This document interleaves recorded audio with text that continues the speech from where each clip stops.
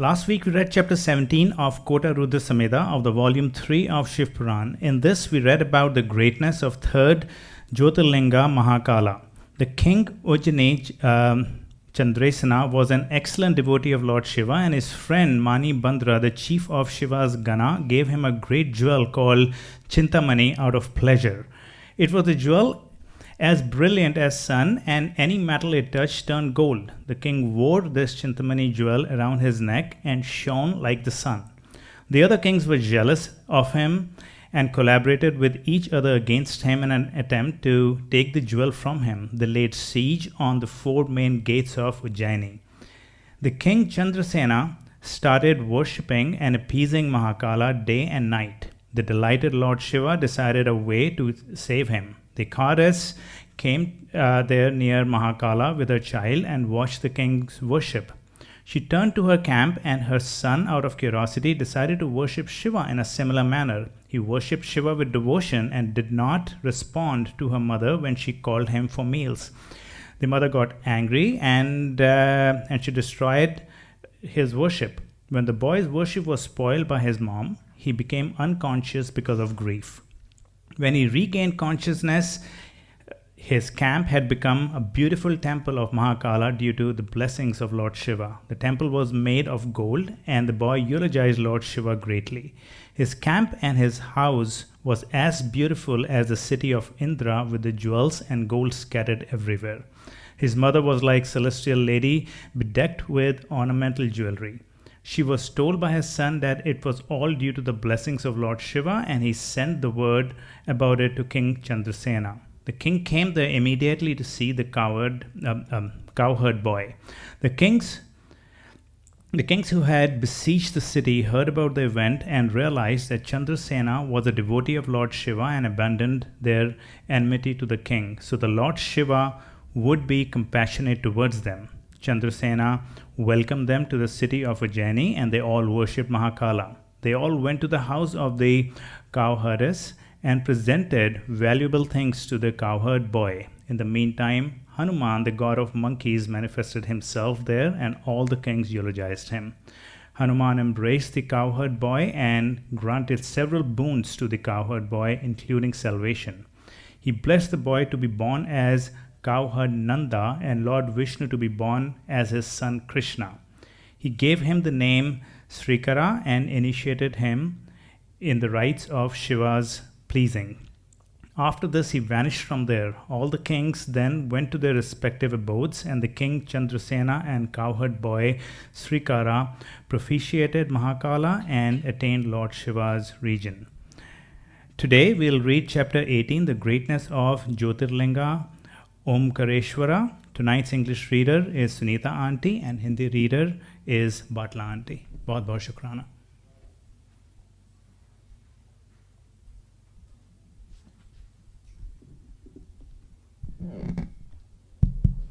Jai Guruji. Shukrana to Guru Sahib for granting me this opportunity. Apologies in advance for any errors and omissions. Chapter 18. The greatness of the Jyotirlinga Omkareshwara. The sage said, O Suta, O fortunate Suta, a wonderful story has been narrated of Mahakal, the phallic image of Shiva that protects his devotees. O foremost of the wise, please describe the 4th Jyotirlinga, O great Lord, the destroyer of all sins, in Omkara. Suta said, O Brahmins, O great sages, I shall describe to you with pleasure how the phallic image of Lord Shiva, named Paramesha, manifested from Omkara. Let it be heard. Once, the holy sage Narad served with great devotion the phallic form of Shiva, named Gokarna, after going there. From there, the excellent sage came to Vindhya, the lord of the mountains. He was duly worshipped by the mountain with great honor.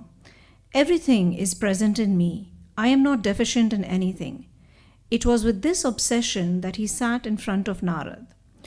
On knowing his arrogance, Narad, the dispeller of pride, heaved a sigh and stayed there. On hearing that, Vindhya spoke again. Vindhya said, What deficiency do you observe in me that you heave this deep breath? On hearing these words, the great sage Narad spoke again. Narad said, Everything is present in you. but Meru is loftier. He is classified among gods, but you, never. Suta said, after saying this, Narad left the place and went in the manner he had come. Vindhya was distressed. "O fie upon my life," he exclaimed. "I shall propitiate Shiva, the Lord of the universe, and perform penance." Deciding thus in his mind, he sought refuge in Shiva. With great pleasure, he went to the place where Omkara himself was present. There he made an earthen idol of Shiva. Continuously for 6 months he propitiated Shiva. Engaged in meditation on Shiva, he never moved from the place of penance. On seeing the penance of Vindhya, Shiva, the delighted consort of Parvati, revealed to him his real form, inaccessible even to the yogins. Delightedly he said, "Tell me what you think you wish in your mind. I am delighted with your penance. I fulfill the desires of my devotees." Vindhya said, "O Lord of gods, if you are delighted, give me such intellect as I may achieve my object." "O Shiva, you are always favorably disposed towards your devotees." Suta said, on hearing that, Lord Shiva thought within himself, "This Vindhya of deluded intellect desires for a boon capable of harassing others. What shall I do? I shall grant him that boon which, is being auspicious for him, may not harass others."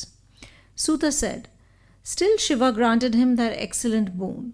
"O Vindhya, king of mountain, do as you please." At this time the gods and the sages worshipped Shiva and said, "You must stay here."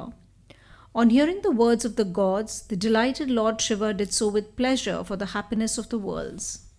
The phallus image of Shiva, known as Omkara, is twofold. In the Pranava, Sadashiv came to be known as Omkara. What is born of the earthen idol became Parameshwara. Both of them yield the desires of the devotees. O Brahmins, they yield worldly pleasures and salvation. The gods and the sages performed his worship then. After propitiating the bull-banner deity, they attained many boons. O Brahmins, the gods returned to their abodes. Vindhya was much delighted. He realized his object and eschewed his despair. He who worships Shiva in this manner will not stay in the mother's womb. He will obtain all fruits desired. There is no doubt in this. Thus, I have narrated to you the fruit of worshipping Omkara. Hereafter, I shall mention the glory of Kedar, the excellent phallic form of Shiva. That concludes the English reading of chapter 18. Hindi reading will be done by Sushma Bhatla Aunty. Jai Guruji, Shukran.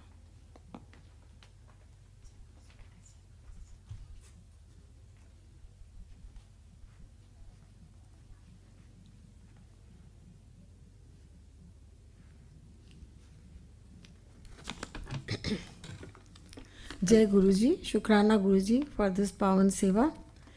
अध्याय 18 आरंभ। विंध्य की तपस्या, ओंकार में परमेश्वर लिंग के प्रादुर्भाव और उसकी महिमा का वर्णन। ऋषियों ने कहा, महाभाग सूत जी, आपने अपने भक्त की रक्षा करने वाले महाकाल नामक शिवलिंग की बड़ी अद्भुत कथा सुनाई है। अब कृपा करके चौथे ज्योतिर्लिंग का परिचय दीजिए। ओंकार तीर्थ में सर्वपातकहारी परमेश्वर का जो ज्योतिर्लिंग है, उसके आविर्भाव की कथा सुनाइए।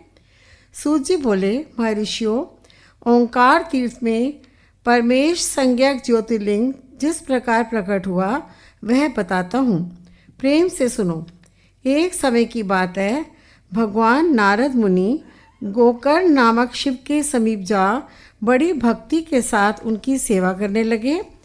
कुछ काल के बाद वे मुनि श्रेष्ठ वहाँ से गिरिराज विंध्य पर आए और विंध्य ने वहाँ बड़े आदर के साथ उनका पूजन किया। मेरे यहाँ सब कुछ है, कभी किसी बात की कमी नहीं होती है। इस भाव को मन में लेकर विंध्याचल नारद जी के सामने खड़ा हो गया। उसकी वह अभिमान भरी बात सुनकर अहंकार नाशक नारद मुनि लंबी सांस खींचकर चुपचाप खड़े रह गए। ये देख विंध्य पर्वत ने पूछा, आपने मेरे यहाँ कौन सी कमी देखी है? आपके इस तरह लंबी सांस खींचने का क्या कारण है? नारद जी ने कहा, भैया, तुम्हारे यहाँ सब कुछ है, फिर भी मेरू पर्वत तुमसे बहुत ऊंचा है। उसके शिखरों का विभाग देवताओं के लोकों में भी पहुंचा हुआ है, किंतु तुम्हारे शिखर का भाग वहां कभी नहीं पहुंच सका है। सूत जी कहते हैं, ऐसा कहकर नारद जी वहां से जिस तरह आए थे उसी तरह चल दिए, परंतु विंध्य पर्वत मेरे जीवन आदि को धिक्कार है, ऐसा सोचता हुआ मन ही मन संतप्त हो उठा। अच्छा, अब मैं विश्वनाथ भगवान शंभू की आराधना पूर्वक तपस्या करूंगा, ऐसा हार्दिक निश्चय करके वह भगवान शंकर की शरण में गया। तदंतर जहाँ साक्षात ओमकार की स्थिति है वहाँ प्रसन्नतापूर्वक जाकर उसने शिव की पार्थिव मूर्ति बनाई और 6 मास तक निरंतर शंभू का आराधना करके शिव के ध्यान में तत्पर हो वह अपनी तपस्या के स्थान से हिला तक नहीं। विंध्याचल की ऐसी तपस्या देखकर पार्वती पति प्रसन्न हो गए। उन्होंने विंध्याचल को अपना वह स्वरूप दिखाया जो योगियों के लिए भी दुर्लभ है। वे प्रसन्न हो उस समय उससे बोले, विंध्य तुम मनोवांछित वर मांगो, मैं भक्तों को अभीष्ट वर देने वाला हूँ और तुम्हारी तपस्या से प्रसन्न हूँ। विंध्य बोला, देवेश्वर शंभो, आप सदा ही भक्त वत्सल हैं, यदि आप मुझ पर प्रसन्न हैं तो मुझे वह अभीष्ट बुद्धि प्रदान कीजिए जो अपने कार्य को सिद्ध करने वाली हो। भगवान शंभू ने उसे वह उत्तम वर दे दिया और कहा, पर्वतराज विंध्य, तुम जैसा चाहो वैसा करो। इसी समय देवता तथा निर्मल अंतःकरण वाले ऋषि वहाँ आए और शंकर जी की पूजा करके बोले, प्रभु आप यहाँ स्थिर रूप से निवास करें। देवताओं की ये बात सुनकर परमेश्वर शिव प्रसन्न हो गए और लोगों को सुख देने के लिए उन्होंने सहर्ष वैसा ही किया। वहाँ जो एक ही ओंकार लिंग था वह 2 स्वरूपों में विभक्त हो गया। प्रणव में जो सदाशिव थे वे ओंकार नाम से विख्यात हुए और पार्थिव मूर्ति में जो शिव ज्योति प्रतिष्ठित हुई उसकी परमेश्वर संज्ञा हुई। परमेश्वर को ही अमलेश्वर भी कहते हैं। इस प्रकार ओंकार और परमेश्वर ये दोनों शिवलिंग भक्तों को अभीष्ट फल प्रदान करने वाले हैं। उस समय देवताओं और ऋषियों ने उन दोनों लिंगों की पूजा की और भगवान वृषभ ध्वज को संतुष्ट करके अनेक वर प्राप्त किए। तत्पश्चात देवता अपने अपने स्थान को गए और विंध्याचल भी अधिक प्रसन्नता को अनुभव करने लगा। उसने अपने आभिष्ट कार्य को सिद्ध किया और मानसिक परिताप को त्याग दिया। जो पुरुष इस प्रकार भगवान शंकर का पूजन करता है वह माता के गर्भ में फिर नहीं आता और अपने अभीष्ट फल को प्राप्त कर लेता है, इसमें संशय नहीं। सूत जी कहते हैं, महर्षियों, ओंकार में जो ज्योतिर्लिंग प्रकट हुआ और उसकी आराधना से जो फल मिलता है वह सब यहाँ तुम्हें बता दिया। इसके बाद मैं उत्तम केदार नामक ज्योतिर्लिंग का वर्णन करूँगा। अध्याय 18 समाप्त। जय गुरु जी। शुक्राना।